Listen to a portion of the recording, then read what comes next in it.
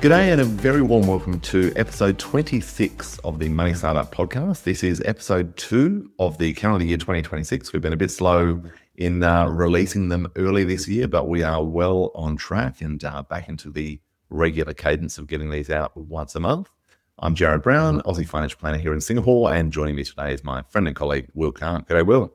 Great to be here again. The way we're going seems like we'll be at episode 100 before we know it. We're getting there pretty quick. Quarter of the way already. Absolutely. Yeah, as a quick disclaimer, we always like to do this right. So the podcast, it is for educational purposes only. So, any conversation we talk about or any, I won't say advice, but general advice that is provided, just make sure that it's for education purposes only. None of this is tailored to your specific circumstances. So if you are in a situation where you are considering anything that we talk about, make sure you do see your financial advisor, hopefully one of us, or your accountant or any other professional that's needed. Now, Jarrad, there's a lot for us to talk about for the introduction today. We could probably talk about this for the next 3 or 4 hours. Where do you want to start? We've got everything going on in the Middle East, RBA rate rises, price of oil going through the roof, markets being quite volatile. Where should we begin? Yeah, look, it is all happening, and gosh, it's hard to believe that the tariffs were only less than 12 months ago. Yeah, we've just had so much happening since then, and I feel like we've become so desensitized to a lot of the noise, a lot of the headlines. Not to take anything away about the humanitarian disaster that is currently unfolding, but we've had the tariffs, we have Greenland, we have Venezuela, now it's Iran, Israel. Who knows what will be next? But maybe let's start on obviously the current conflict now. Without diving into the history of the nations involved, but more talking about things around, what's happening at the periphery. How is this impacting markets?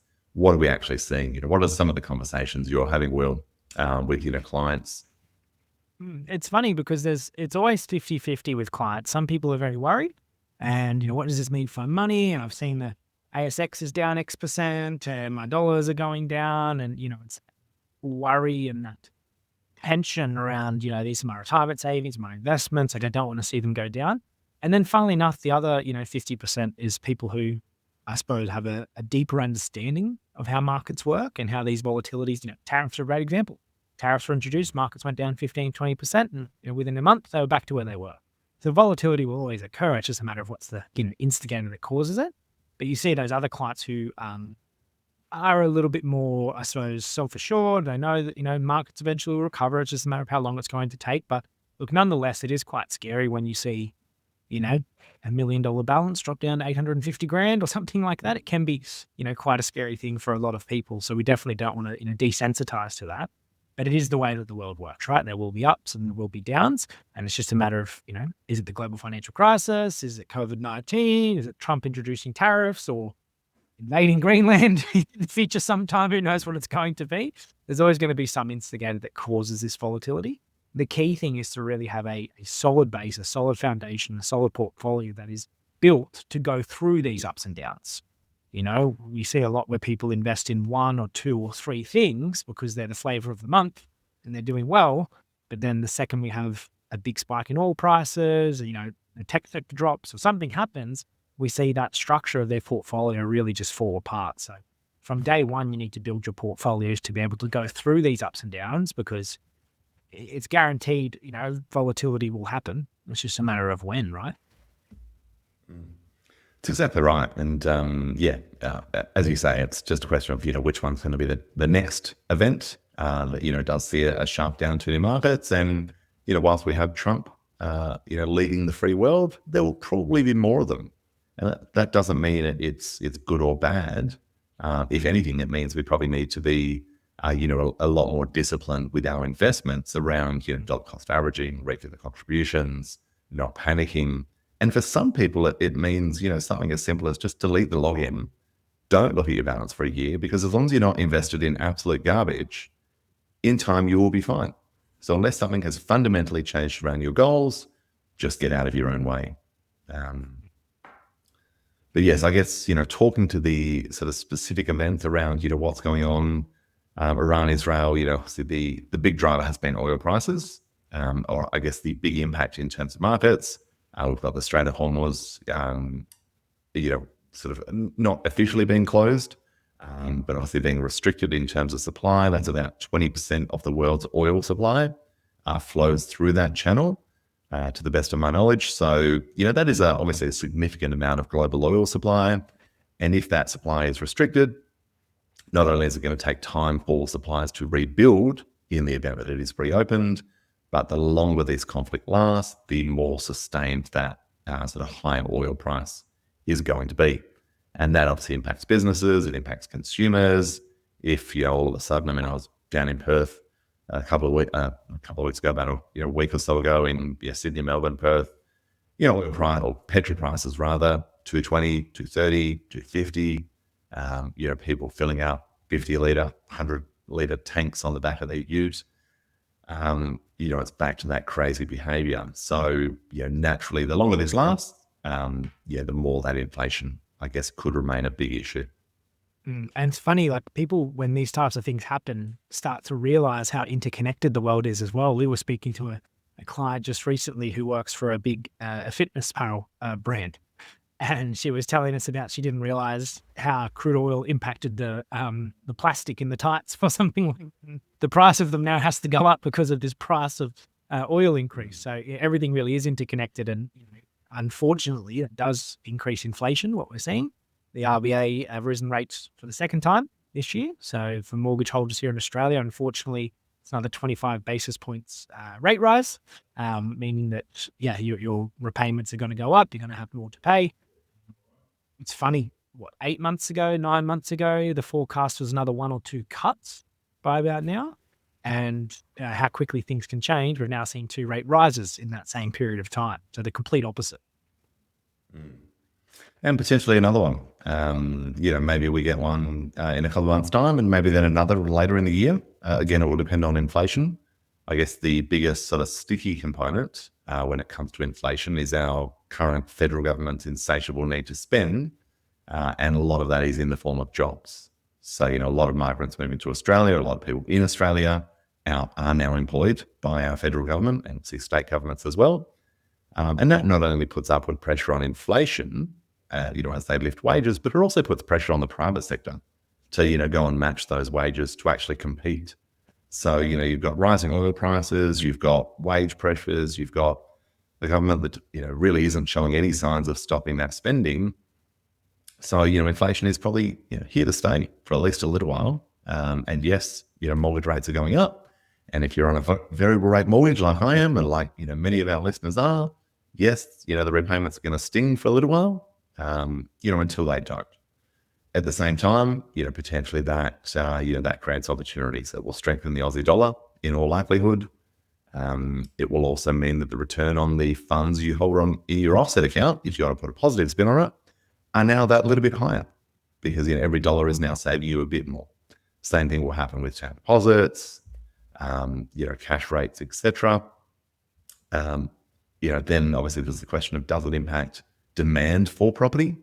So, if you're sitting on the sidelines waiting to be able to buy that, that 3-bedroom house in Point Piper for, $1 million when it was only $12 million last week, that's probably not going to happen. You're probably not going to see demand soften that much.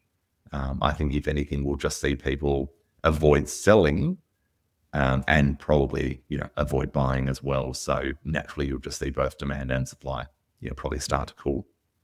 I feel like the mortgage rate increases are really hitting people, I suppose, a lot more emotionally than, rationally, I think as well too. Like we have that nostalgic feeling of post-COVID rates where, people were locking in 1.99% for 5 years and, these excellent low fixed rates. And I feel like that taste is still in people's mouth. And now that we're getting another rate rise and the cost of living crisis that's been going on for a couple of years now, it's just really impacting people, I think, from more of a, behavioral finance or emotional side of things, as opposed to, having to pay an extra couple $100 a month. It might be the end of the world for their situation, but from going what they were 4 or 5 years ago, cost of living's all increasing, inflation doesn't seem to be going down to where we want it. It's just really leaving that bad taste in people's mouth. And I find that's a lot of conversations we're having is, when we play out the numbers and the scenarios, you can say, look, you're actually fine. You're still okay. You've still got this surplus, or can still stick to this strategy. We're still going to get to where we want to be.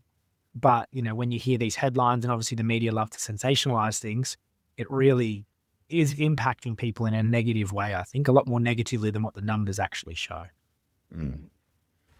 Absolutely. And I mean, you go around, gosh, in any restaurant, bar, walk around the shops in Sydney, Melbourne, Brisbane, you would have no idea there's a cost of living crisis. People are still out spending money, which I think is obviously a concern for the RBA, where, the message is not landing, where people need to stop spending.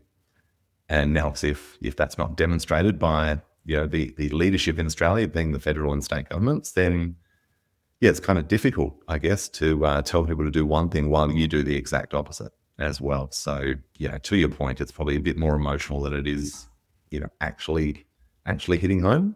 And those rates are, the ones, the twos, they were fantastic. How quickly things changed. Wages probably haven't kept pace, I guess, across the country with just how quickly interest rates have risen. But, at the same time, people were collectively, saving a fortune during those good times where rates were really low as well. I think people probably thought that opportunity was going to be around for a lot longer than it necessarily was. And, now we're in the sixes and now it hurts. And that lifestyle creep, as you said, has just continued to spiral. People always want the latest iPhone, the latest this, the latest that. And, it is nice to have those things, but it's a lot nicer to have a healthy investment portfolio ticking along behind you, I like to say. Now, you touched a little bit on saving money, and I think that's a great segue to our interview, because today we are interviewing the one and only Brad Murphy from Murphy Tax, and we're going to talk all about how you can potentially save in taxes, repatriating to Australia, certain tax strategies you may need to know around owning foreign properties or foreign investments, or even foreign pensions like, 401k in the USA or CPF in Singapore, for instance. So it's a really, really great interview today that I'm very excited for. So we might jump on straight into it. Let's do it. As stated, guys, we do have an excellent interview for you today. We have none other than the partner, founder, owner, director, all of the different titles I think you can name. Brad Murphy of Murphy Tax, lawyers and accountants and advisors. Brad, welcome to the podcast. Thank you, Will. Thanks for the kind words. Very nice of you, and great to be here today. Yeah, I know you wear many hats in your business, so I wasn't sure with which titles to go for. Yep. I think the employee works well today. Yeah. Well, we'll get straight into it. We've got a lot of questions for you today. You are, an expert, I suppose, in the expat space, and you've dealt with, I know personally, a lot of our clients from Singapore and the US and the UK, and you name it. So we'll go straight into the questions, because there's definitely going to be some gold nuggets here for our listeners to start thinking about their repatriation or moving overseas or whatever it may be. So first question here, many Australians really, we get it quite often. They assume that moving back is going to be pretty straightforward from a tax perspective. Maybe you cease residency in one place, commence it in the next. They usually don't think that they have any obligations for the previous place that can carry over, which, obviously there can be. So what do you see as being the biggest misconceptions when people, return to Australia and repatriate? Yeah, that's a fantastic question. And I think the move back to Australia is rarely straightforward from a tax and financial planning perspective, as you guys know from your clients moving back to Australia as well. I think the biggest shock can be moving from a low tax jurisdiction, like Singapore, for example, or the UAE into Australia, where from day one you're back into sometimes 47% tax. On the first week you're back in Australia. So that's a real shell shock sometimes for expats that have been away for a while. So I think it's really important to obviously plan for that date when that does come.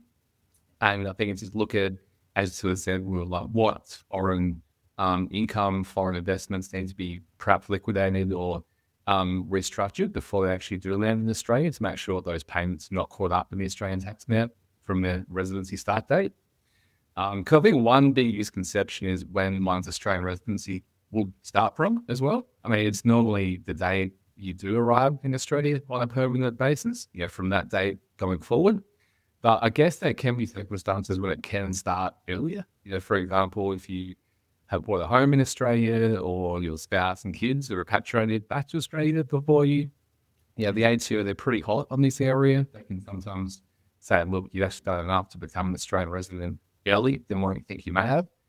So I think they're probably two big factors to watch out for. I think the third one you point out is a really good one too, looking at your foreign tax obligations as well before you come back to Australia. For example, if you had a UK rental property, just be mindful of the fact that there is a double tax spread to offset double tax, but you still have to report the income to the UK and the ATO, and there'll be a foreign tax credit to make sure you're not paying double taxation. But just don't forget you've got foreign income responsibility in the UK or the foreign country and Australia at the same time. Yeah. So from your experience, Brad, when do you think Australians should really start planning, for their repatriation to Australia? Like we see it all the time where people reach out and say, I'm moving back from, the UAE in 2 weeks. What do I need to do? Yes, We definitely say that's not enough time to start planning. But from your experience, when do you think's, a good time to start that plan? Yeah, I mean, it's the old cliche, I think. Well, I think obviously earlier the better for sure. I think certainly I would say ideally 12 months out as a minimum. Just because it really does take time to think about obviously what assets need to be restructured or liquidated before you do come back to Australia. I think what's really important is to work with the right financial and tax advisor as well. It's a firm that would specialize in helping Australian expats move back home as well. Understands that intricacies of the foreign tax systems and the Australian system as well. So a firm like Hello Wealth, for example, that actually understands both the foreign tax systems and the Australian system as they work together. But I think there's some big sort of issues to think about would be how's your employment going to be structured? Is there negotiation with the employer that has to be had before you move back? If you're on an employee share plan, there's some things you can do to perhaps help you out to make sure there's no Australian issues with share vets that happen in Australia, for example. If you need to sell a foreign property in, Singapore, the US or UK, what's the best time to sell that property? And in turn, buy a home back in Australia? Is it before or after you move back? If you've got a foreign pension, for example, should be able to liquidate that before you come back to Australia, so it's not caught up in the Australian tax net. Things like what structure to help the investment thing going forward, either a family trust or an Australian company, or how much they're putting in super, for example. Those issues, they can take a while to think about. And so I think ideally 12 months would be probably perfect. Brilliant. Yeah, more time the better. That's for sure. Brad, you mentioned an interesting scenario, and probably an all too common one for a lot of our clients when they're moving back. And that is, the wife, usually the wife and children, spouse and children move back. Kids have got to start school, and the working spouse is going to wait for the bonus to land because we don't want to pay Aussie tax on that bonus. But is it as simple as, well, look, I have a return ticket. So, you book your flight to Sydney, you've got a return ticket a week before the bonus lands, you go and spend a week or two with a friend or in a hotel, wait for the bonus, and then return? Or is there a bit more to it and a bit more that requires a bit of planning? Yeah, that's a really good question, a really common question we see for sure. There's probably two aspects to think about in that question, Jarrad. I think first off, the tax residency point. I think it's somewhat sort of I guess annoying that Australia hasn't got a black and white test for the residency. We've got this very subjective, very old test of intention and behaviour called the resides test, and basically looks at an individual's holistic life in terms of their intentions towards Australia. So the ACO can say that you've got a spouse and kids that have moved back to Australia, for example, then the spouses remain, say, in Singapore or in Dubai, for example. They're actually a resident as well from that day when the spouse and kids come back to Australia. So that would mean that even though they're getting a foreign income or a foreign bonus, that bonus can be taxable in Australia if they've inadvertently become a tax resident. So I think that's really important to think about that resides test very carefully. It's a bit of a misconception that if you're not resident unless you spend more than half the income year in Australia, the other 6-month test. But unfortunately, there's a bit more to it than that. So really important is to look at the timing of the move back to Australia and just to make sure you're not inadvertently considered tax resident. And I guess the other angle to that question, which is even though it's sort of paid from a foreign employer and might be irrespective of foreign employment, it was actually paid while you're in Australia as a resident.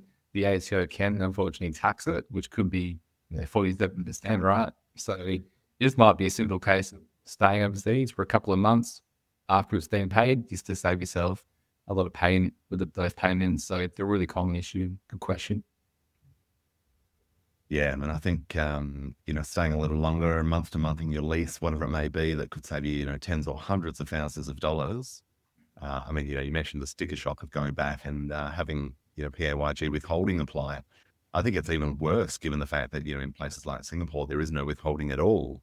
So, the tax rate is not only substantially lower, you get all the money, which can obviously be dangerous for a lot of people as well. Yeah. Oh, for sure, Jared. Good point. I guess like you think your headline salary can be quite attractive as a package, then I guess you'd be paying half that for the ATO potentially every month by paying your withholding. There's probably an upset going into your super fund. Living in Sydney and Melbourne, it's not exactly cheap to live in these cities. So yeah, really important. I think be mindful of the headline package of your employment structure versus your take home pay can be a lot different. You haven't got the 12 months to invest that money like you might have in Singapore or Dubai, for example. And yeah, I mean, we've sort of touched a little bit around, timing of the return and, when you actually become a resident. Now, obviously, people with the right advice and the right team and the right sort of people behind them, and obviously the right amount of time to actually plan ahead, can be, quite proactive when it comes to actually deciding when is the right time to, to become an Aussie tax resident again. But outside of just waiting for the bonus, what are some of the other, I guess, big ticket items that people should be thinking about when, deciding on that return date? Yeah, it's a really important choice. Because as I sort of touched on before, normally your Australian residency would only start from the day you make the permanent move back to Australia. So, for example, if you move back on, say, September 1st, you're only tax resident from 1 September to 30 June for that income year, not for the whole income year.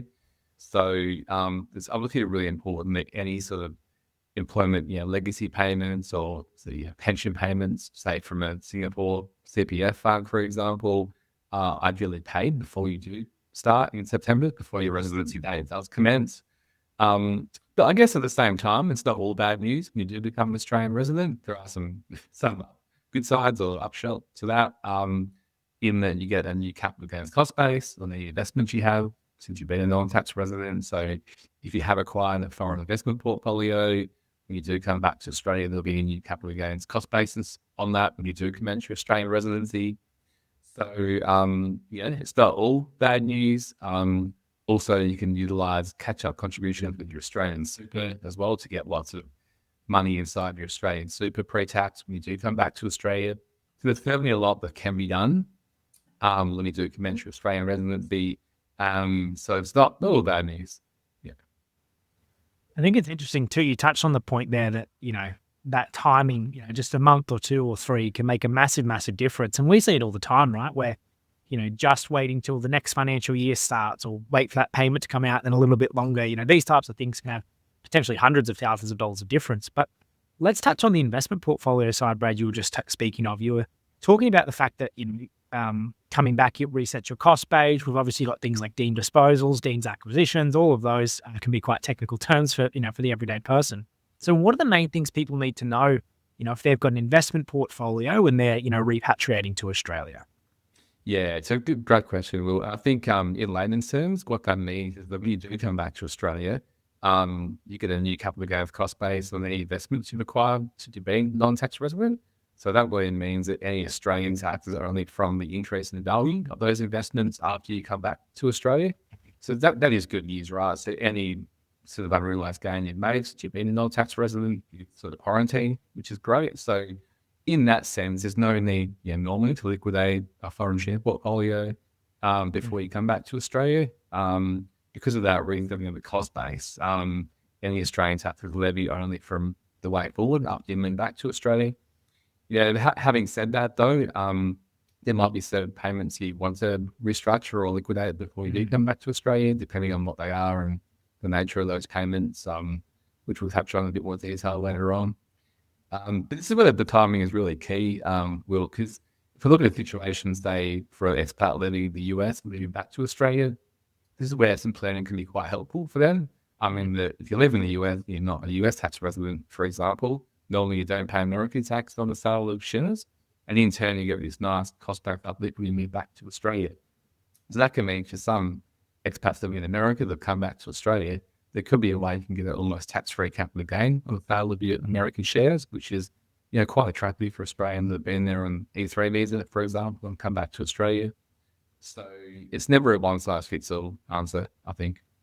Yeah. And we've got a lot of clients that fall into that bracket, right? Where, there's all these little things that, you need to know. And like you touched on earlier, a lot of it's not black and white. So much of it is gray that it gets very difficult to know what you should do. And it is a case by case basis. But, through your work and through the business that you run, have you seen, good examples where restructuring the investment portfolio made sense, moving to a trust or super contributions or selling the shares before or after? Do you have any good examples of, those types of situations? Yeah, most definitely. I think basically there's a couple of sort of anti-avoidance laws that can apply like here in Australia. But the real nasty one is where you basically got a foreign trust, right, which is quite common, especially with American clients and even UK clients to have a foreign sort of living trust or revocable trust overseas. And the ACA basically just hates those payments coming from those trusts. They're basically subject to this very nasty section called 99B.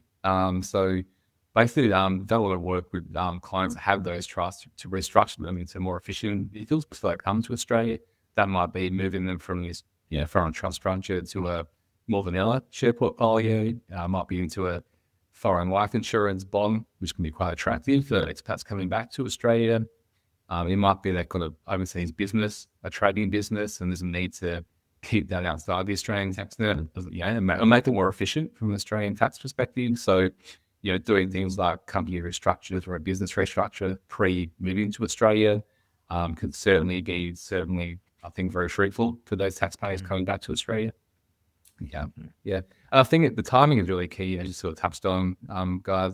Like this sort of has to happen before you come back to Australia. It's very hard to restructure investments or a foreign trust or a foreign business after you're back inside the Australian tax net. So certainly, if you can look at these issues, a good year out before you do come back to Australia, it's a lot easier doing it as a non-tax resident versus an Australian resident. So I think timing is key. Yeah, because there can be some very nasty surprises. That simple example of the foreign trust, right? It could be a tax-free payment if you get it from a, Singapore trust before you come back to Australia. Whereas if you get it the day after you're an Australian resident, it's 47% tax on day one. So just timing is key. Not even a year before you come back. Just get help when you first move overseas, then have help the whole way through, and then you'll be right as rain. Yeah, exactly. And as we said before, we're like, even on the way out, leaving Australia, when you depart Australia, you've got that potential option to do a deemed disposal when you the main assets, leaving Australia, which can be very advantageous, right? Because by making that deemed disposal, it means that any future growth on those shares or investments are effectively tax-free for expats leaving Australia. So it's not just coming back into Australia, it's important, it's also leaving Australia as well to look at, does that election make sense to you and your family? Getting advice going both ways is key. So important, Will. I think you hit the nail on the head. Get advice about returning as soon as you land in the new country. Because, if you look across, our clients been doing this a long time now. The number of them that actually planned and proactively decided when they would return rather than being forced to return is very, very small. And that can be in the form of a job loss, in the form of family being ill, issue with the children, whatever it may be. But, you look at Singapore as a good example. You lose your job, you got 30 days to get out. And you are not thinking, as much as we wish it weren't true, that the first person I need to speak to is my accountant to, get all my affairs in order. So you're getting this mapped out, the roadmap clear, even if you're not sure that Australia might be next. I think is just, so important. Brad, you touched on, I guess, a lot around share portfolios, restructuring, overseas assets or maybe Australian assets before the move. What about overseas property? Now, I understand this can be quite different depending on where it is, but they might have a home in the UK, maybe they've got a house in the US, an investment property in Singapore. What should they think about, I guess, at least at a high level before they jump on that plane and go back? Yeah, Jarrad, that's a really good question, and definitely a very common question for most of our clients. I think, and it's obviously important to look at not just the Australian side, but the actual country of the property is obviously located in as well. So it's important to get holistic advice in the home country, but also the Australian side as well. But normally on the Australian side, it's quite good use from a tax perspective. Normally there'd be a new capital gains cost basis when they move back to Australia. So any Australian gain on the property is normally only from the increase or decrease in value after they come back to Australia. So the property is sold after they come back to Australia. Normally, Australian tax can be manageable. Normally, it's obviously going to be an issue if they've been back to Australia for a long time, and then the properties increase a lot since they return to Australia. That's where they could have Australian tax load on that foreign property. Of course, if the property is rented, if they've been a UK rental property, just be mindful that rental income has to get declared to the ATO as well as the UK. This is definitely a big misconception that everyone's like, there's a tax treaty to alleviate this situation. And it's not always the case. The tax treaty doesn't alleviate the reporting requirement. It obviously alleviates double tax, but there's still a need to report that UK rental profit in your Australian return. And that's where it's can be some top-up tax in Australia in that gets added to your Australian marginal tax rate, can be higher than the UK rate. So I think just be mindful of the need to report the rental income is important. Then, of course, there's the foreign capital gains tax as well. And every country is very different in terms of how they would treat property. The US, for example, is a lot more limited than Australia in terms of their main resident concession. They basically give a $250,000 exemption per person of a sale of the main home. So that can be a bit of a surprise to expats that have an American property, say they've sold that and they've been back to Australia. Then, of course, issues like getting valuations when they come back to Australia, making sure they've got the right valuation and evidence to support the cost basis for the ATO as well. Yeah. It's like the pay slips. It's such a massive shock for a lot of people. I remember I had a client, he was French. And when I informed him the Australian government would tax the rental income on the property in France, he was very, very upset. You can imagine the expletives that were coming out of his mouth, whatnot. And I just thought, it's a lot of people don't realize, right? That's how it works. We tax worldwide income here.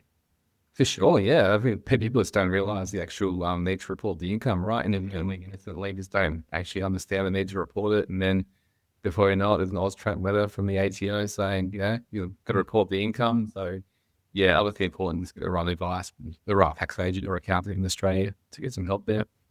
Because, that's another point too. In AUSTRAC, that's the Australian government body that reports money transfers coming into Australia. So they're pretty hot too on sort of foreign income if you haven't reported foreign income on the Australian return. So definitely have a look at that pretty carefully. So, and I guess changing tack a little bit, Brad, let's have a little bit of a look around superannuation. What should people think about when it comes to planning their return to Australia? When I think most Aussies, couldn't necessarily tell you where their super is or how it's invested. Certainly couldn't explain how it works. All of a sudden you live overseas, really just isn't on the radar for most people. And then all of a sudden they're moving back, worried they've got, 100 grand and all their mates have got $500,000. So, that can also lead to some sort of potentially poor decision-making as well. So what are some of the, high-level things we should be thinking about with super? Yeah, well, I think that super is still the best tax-efficient retirement vehicle in Australia by a long way, I would say, despite some of the recent changes for higher super balances. It's still certainly very tax-efficient to get money into super. But the good news is, as you said, Jarrad, for those expats living overseas that haven't put money into super for a couple of years, when you do come back to Australia, you've got the option to do a catch-up on your pre-tax contributions. So you can do a 5-year catch-up of your annual pre-tax limit. So that means if you've been living overseas for 5 years and haven't put money into your super while you've been away, when you come back to Australia, you can do a 5-year catch-up of that annual pre-tax amount, which is basically $30,000 a year. So you've got the option to do 5 years of $30,000, so $150,000 potentially pre-tax into your super. But that's a very good way to lower your employment taxes because it's a deduction against your income in Australia, and B, obviously get money into the super environment, which you repatriate back to Australia. So there is some good news there. And you can also do a catch-up of your post-tax contributions as well. There's an annual limit of $120,000 per year, which you can put into super post-tax. You can do a 3-year catch-up of your post-tax contributions as well. So don't fear if you're a bit behind your Australian colleagues. You can use that tax-free cash you've got over in Singapore to top up your Australian super when you come back home. And I think there's obviously a variety of structures, right? You've got the choice between a retail fund, say a fund like Australian super, or you could nominate your own self-managed fund as well in Australia. So obviously self-managed funds are probably more popular if you're looking to do it yourself through your own share investing, or you buy a commercial property or residential property inside that retirement structure. It's funny because you talk to a lot of expats around the superannuation system, and a lot of them have this bias that it's a terrible system and they change the rules all the time. And, there's this negative bias towards it. Whereas, like you said, it is still one of the best things you can do for your retirement if you're here in Australia. And we have conversations with clients all the time where we say, this is how the carry forward, the catch ups work, and that's going to save you 30 grand in tax. And then you can put another, 360 in currently not tax free for the next 3 years. And that's, then that goes into a fully tax-free account that, you just see the shock in their eyes. Wow, I didn't realize you could do all of this with this system. And we see it a lot too with clients that have, foreign pensions, CPF in Singapore, 401k, IRA in the US, for example.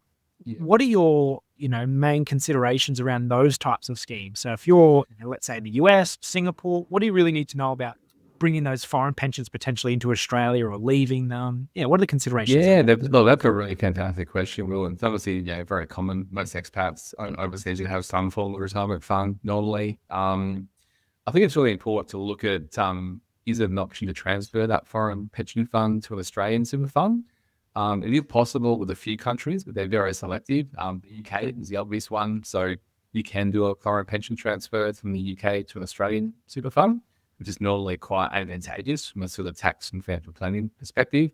But most countries, their pensions don't qualify as super with the ATO. So normally the ATO would treat those 401ks in America, for example, or Singapore, MPF as a foreign trust in the eyes of the ATO. And what that means for the layman's terms is that the ATO would treat the growth of those funds as taxable on the distribution. So you don't pay Australian tax on the contributions, but the growth and earnings over and above the contributions is what is taxable with the ATO. But I think, again, like you do have the option to do a number of maybe tax planning mechanisms to get that into an Australian super fund. Not directly, but indirectly through making pre and post tax contributions into your Australian super.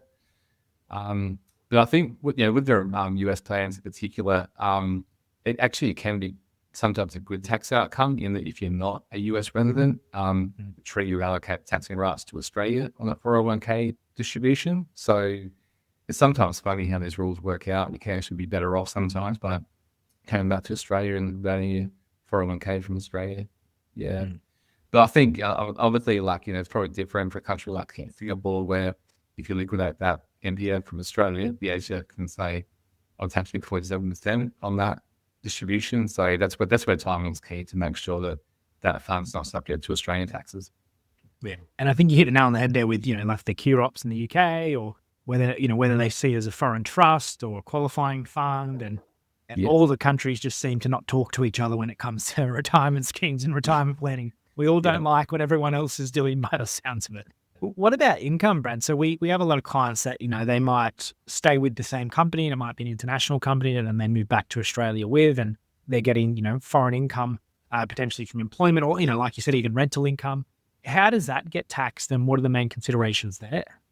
Yeah, I think it's a good question. And we touched on it before, where obviously once you do commence your Australian residency, the ATO does tax you on foreign income. So that could be, foreign capital gains. It could be foreign dividends. It could be foreign employment income. Unfortunately, even if it is foreign, they're paid to a foreign bank account, it's still declarable and taxable in Australia if you're an Australian resident. So that is one big misconception, and really important to be mindful of that. There's definitely not going to be double tax applied to those payments. There'll be a tax credit if you're paying taxes locally in the overseas country. But obviously very important to make sure you do report that income in Australia. And look, every country is different in terms of their tax treaties. There could be some relief under that double tax treaty. So I think it's really important to look at what is the foreign income we're talking about, and how would that host country tax it versus Australia as well. Yeah. A simple example where it's probably a bad thing is where you've got an employee share plan that had been, say, vesting mostly in Singapore. You come back to Australia for a couple of months and you've got a vesting point that's happened in Australia, and the ACO goes, yep, thank you very much. We'll take 47% on that payment, which I think we've seen that many times between us. That client come back and involved. So one to watch out for sure. Yeah. Even like a Roth IRA in the States, they're tax-free as such in the States, but not here in Australia. So Yeah. massive. Yeah, no economy mandler, right? Was there as long as a Roth IRA is going to be tax free, right? Well, not in Australia. So, yeah, Yeah. it's really important to look at both the Australian and foreign tax side. Brad, you mentioned, also a common scenario, people ignoring the impact, I guess, tax-wise when it comes to, equities, RSUs, ESOPs, options, all the forms of sort of compensation that are all too common with a lot of Aussie expats all over the world. Now, I know one of the things that catches a lot of people off guard in Singapore when they're leaving is this whole exit tax, all their unvested shares and options, and then they get hit with the CGT in Australia, and then it's this, and then it's that, and it's kind of just one thing after the other. What are some of the other things, I guess, that people need to think about, plan for, tax bills, restructuring, vesting, unvested, when it comes to shares and, these sort of, I guess, non-monetary forms of compensation? Yeah, that's again another great question, and a very common one. We've got an employee that work for a tech company in Singapore, as you say, Jarrad. They've got this, let's call it unrealized tax report when they leave Singapore. Call it the exit tax on the way out of Singapore, and that's where it's really important to look at A, how would the ACO treat such a payment, and B, is there a foreign tax credit on that exit tax leaving Singapore, for example. But then you got to look at, okay, with these foreign investments, what should be liquidated before you step foot in Australia? And then, secondly, with the investments you want to keep, what structure do you hold those in going forward when you're back in Australia as well? So, obviously, the Australian Family Trust is probably still the preferred investment structure as a family to grow well in Australia outside of super. So certainly you've got, a share portfolio, or you've got an investment property that can certainly be moved into an Australian family trust normally. And that's probably still the best family wealth planning tool in Australia from a tax perspective. So I think it's probably really important to look at, once you have made the decision or move back to Australia, how do you hold those investments going forward? What should go into super? What should go into the family trust? What should be held personally to mitigate taxes and have the best sort of estate and wealth planning structure for you and the family going forward? Certainly makes sense. And now, I mean, obviously, that kind of covers what we should potentially think about once we're back in Australia in terms of, what could work well. Are there any structures that become a bit of a disaster once they're back in Australia? They get stuck, they can't unwind them, the tax bills are huge, whatever it might be. I'm sure you've seen some absolute crap over the years. Can you give us a few examples? Yeah, absolutely. Yeah, and these rules can be quite nasty. These anti-avoidance laws, as we call them. I guess the two big ones for Australians that come back from overseas are really that Section 99B we touched on before, which is really when you're getting a payment from a foreign trust, which the ATO would say any sort of income or any payment from a foreign trust, which could be a New Zealand trust, the US trust, UK trust, trust them anywhere really. It's all ordinary income in Australia. So that payment could be basically a 47% tax rate on that payment, which is quite nasty. The other point would be that if you're a trustee of that overseas trust, then that foreign trust is actually an Australian trust from that moment as well. And this does catch people off guard. So say you've got a US family, you're a US citizen in Australia, and you're the trustee in this US trust, then effectively, from that day we appoint a trustee, that trust could be an Australian trust as well from that day, which means it's got Australia, tax obligations, reporting obligations on the US income as well. So that's one big area. The other one is Australia's got this controlled foreign company tax law as well that says if you've got an overseas investment company in say Singapore or Hong Kong, or you've got an operating business in Singapore or Hong Kong, and you're actually in Australia as the controller, then that foreign company can be an Australian company for Australian tax purposes. So it's really important to think about. You might think you've got a foreign company which is not subject to the Australian tax law because it's incorporated overseas. Doesn't always work that way. So it's worth thinking about very carefully who would be the directors or controllers of that company coming back to Australia. it doesn't make sense to keep that company, or are you best off to have an Australian company and operate the business through an Australian company going forward?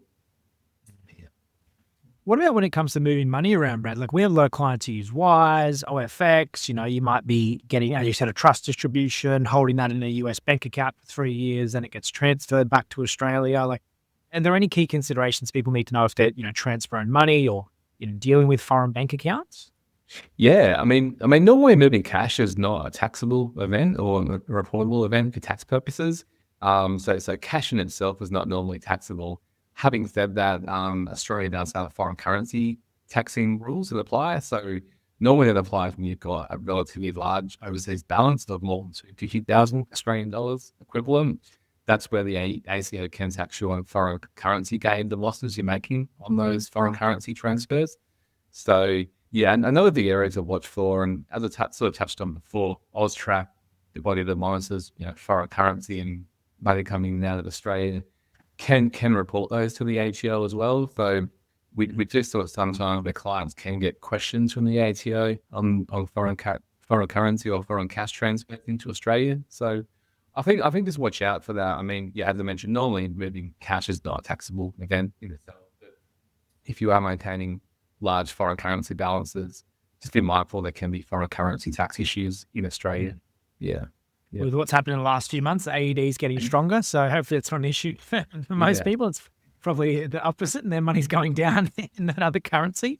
Been a roller coaster for you guys, no doubt. You want to buy clients on how to invest and transfer money to Australia. Yeah, it definitely has.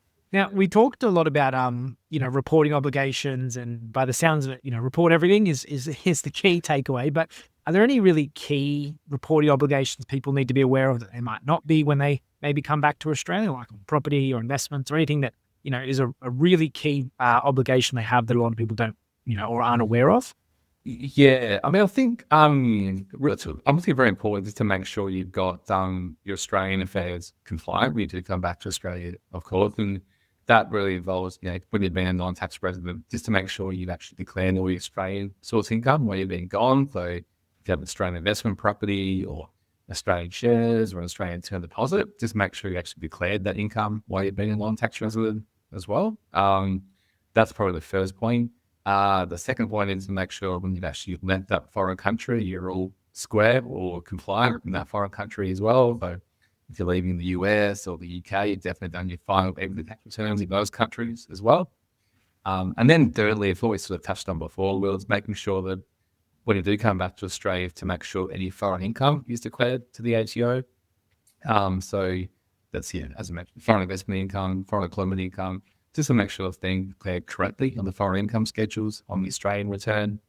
Australia having got the sort of nasty FR reporting like the US does, for example, but it does have some foreign disclosures on the return to be mindful of as well. So, really important just to make sure that foreign income is declared correctly. Yeah.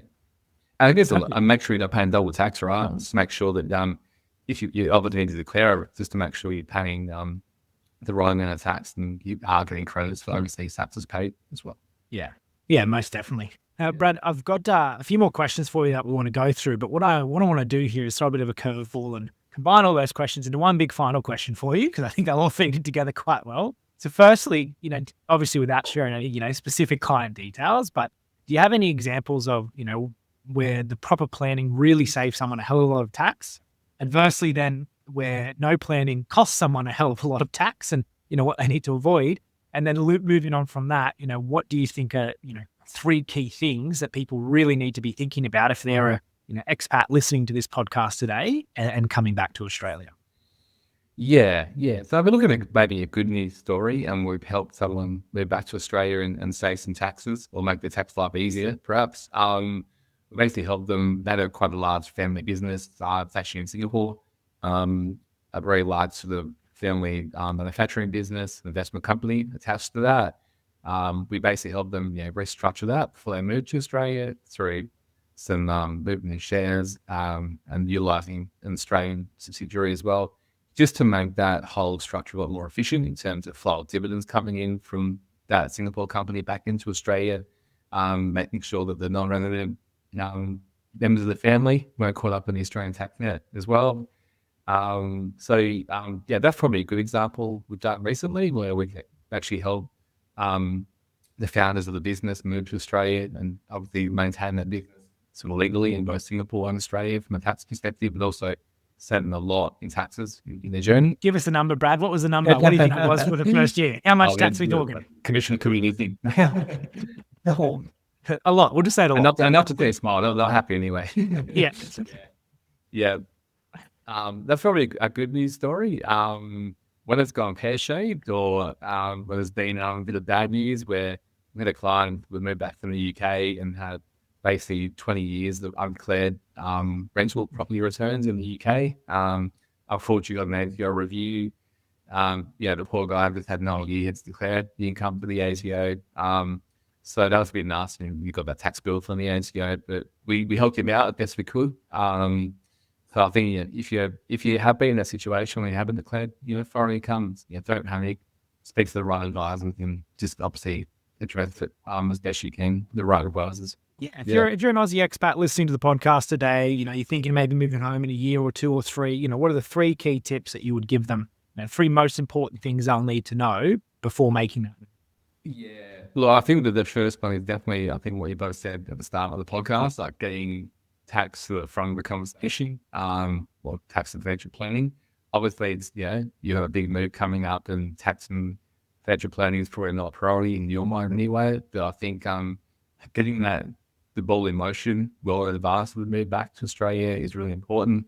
Partnering with the right team, like a firm like Ally on the financial planning side that actually understands what it means to move back to Australia with your investments. The understanding that the tax rule will apply in both countries is really important as well. If you're looking at, what shared trading platform to use, what banks to use, speaking to you guys, I think it's really important in that context. Then secondly, looking at what assets should be liquidated prior to a move, back to Australia. Planning around buying property. When is the best time to buy property? Do you buy the Australian home before you move back to Australia, or do it when you move back to Australia? There's certainly pros and cons on each of those situations. So just thinking about liquidity, if you need cash, how do you fund it from a tax perspective? And then the timing around buying property or assets in Australia is also key. And then I think thirdly, inadvertently not becoming tax resident too early. I think that's probably the biggest takeaway from this podcast, as we all spoke about. I think that can be a bit of a sort of tax disaster if you inadvertently trigger residency when you don't intend to. Yeah. And so many people don't realize it. Like, it's that old saying, you don't know what you don't know. I was speaking with a good friend just recently who she's been living overseas for 4 years and has been doing her Australian tax returns and reporting all of her international income. No intention to come back to Australia. So are you sure you haven't ceased your Australian tax residency? It sounds like you may have, very well and truly. And she's now living in the UAE, so 0% income tax, but paying Australian tax for the last couple of years where she probably didn't have to. So she just didn't know. She had no idea. She did her tax returns herself and didn't get any guidance or help. And we were just having a catch up, and I was explaining this to her, and she was like, "Oh my God, I've been paying all this tax, and I didn't have to. I thought I had to keep paying it as an Australian citizen." So a lot of people just don't know, sometimes even the basic principles around tax. Yeah, it's so true. Exactly. You feel a lot too where perhaps got the right accountant that understands expat issues and they're a resident for the last 20, 25 years. They probably shouldn't have. So it goes both ways, doesn't it? I think making sure if you're leaving Australia, you're definitely not a resident, and just getting that tax return correct as well. Yeah. I've worked with an accountant previously, or a client's accountant, who asked what a deemed disposal was. And I said, well, the accountant, you should know this. So yes, definitely getting the right people in your corner is very important. Absolutely. Yeah, it's like going to the GP or a medical specialist, isn't it? You want to make sure you get the right specialist or the right advisors to help you out. So yeah, absolutely.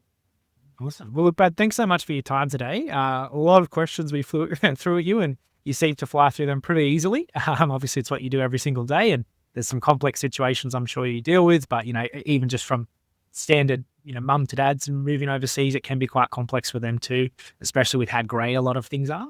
So it's really, really good to get your insights today and, go through our questions and get a lot of answers. Yeah, my pleasure, guys. Yeah, love chatting. And obviously, if any clients have got any questions, we'd love to have a chat, and feel free to reach out. We're happy to have a consult and just go through the situation and see how we can help. Perfect. And correct me if I'm wrong, but murphytax.com.au is the website. info@murphytax.com. There we go. Awesome. Thanks so much, Brad. Cheers, guys. Well, I did pre-warn you guys. I think that was an excellent interview, as I pre-stated in the intro of this podcast. Brad is an expert when it comes to all things international tax, finance, and obviously repatriation to Australia is one of the main topics we focused on today. So please, if you did get value from this podcast, share it to anyone, especially if they're thinking about moving back to Australia or even moving overseas.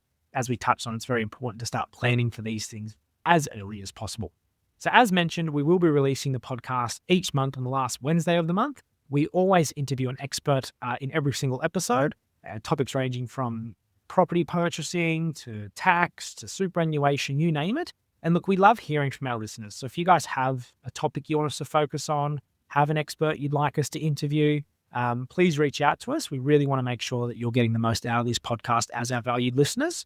Now, the podcast too is on all major hosting services. So wherever you find your podcast, you'll be able to listen to us, whether it's YouTube, Spotify, Apple Music, you'll be able to find us. And yeah, as I said, if you have any questions, always reach out. We're always happy to hear from you. Thanks, Will. And yes, obviously, if you are getting value from this podcast, please do leave us a review. 5 stars, please. If you have constructive feedback, do drop us a note. And as Will said, if you have ideas, content, topics you'd like us to cover, something that's not quite clear, you're wondering, it'd be great to get some clarity on this particular idea, we'd love to hear from you. But in the meantime, thank you very much for tuning in, and we look forward to seeing you in the next one. Until next time, guys.